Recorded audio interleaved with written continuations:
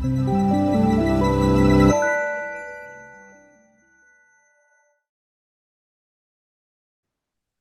and welcome back. So in our previous tutorials, we have covered all four kinds of joining functions, which you will need for the lab. Now, let's backtrack a little bit and re-examine identifiers.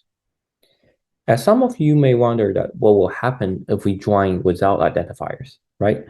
The answer is that it may or may not work eventually.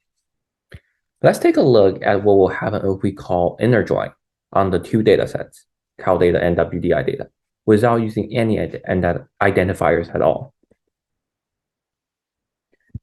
Okay, so we can see that the first thing we notice is that we have country code, year, and millets as identifiers, instead of only country code and year.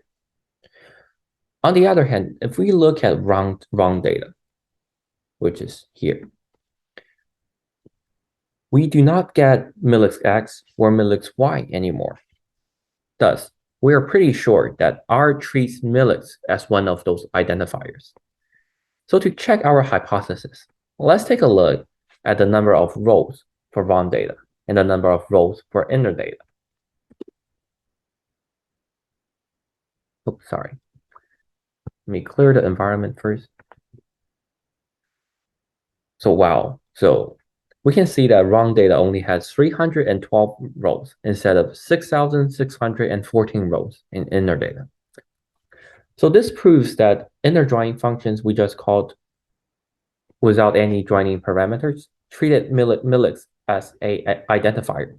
And it only selects observations in both datasets, which have the common country code, year, and millets. This is exactly what we do not want, since the millets variable in the two datasets are different measurements.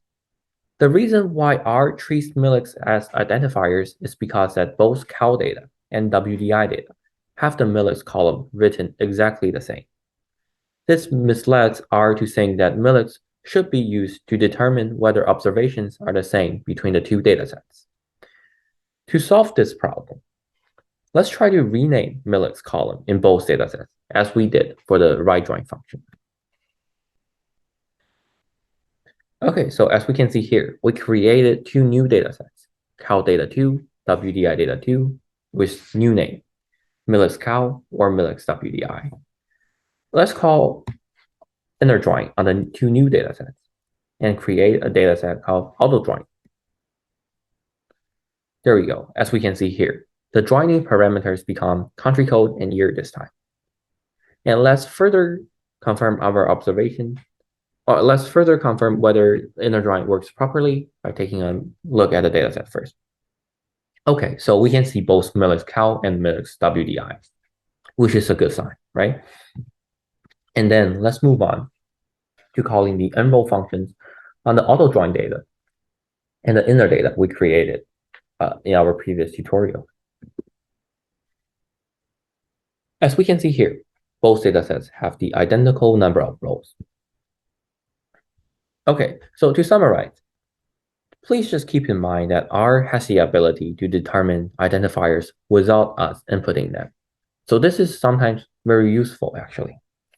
Yet in most cases, we will pick identifiers by ourselves, since this is the safest way to operate. However, sometimes, as I just said, we want to let R to be in charge, since there can be a lot of identifiers to type in or to pick. Or the two datasets are just exactly the same. So we just want to combine them. So we can just let R take in charge, right? Okay, so this is all we have for the joining parameters lecture. And this is the last lecture for the for the DM2 joining part. So I hope you learned about how left join, right join, inner join, and full join works, and have a clear mind on how joining function works in general, some of the format and the identifiers. So in the second half of DM2, you will move on to the pivot part of the data management process, which needs the joining part to further to clean the data set first, and then pivot the data set into something else. So thank you for your watching, and I hope you have a great time in the other half of the DM2 tutorials. Bye.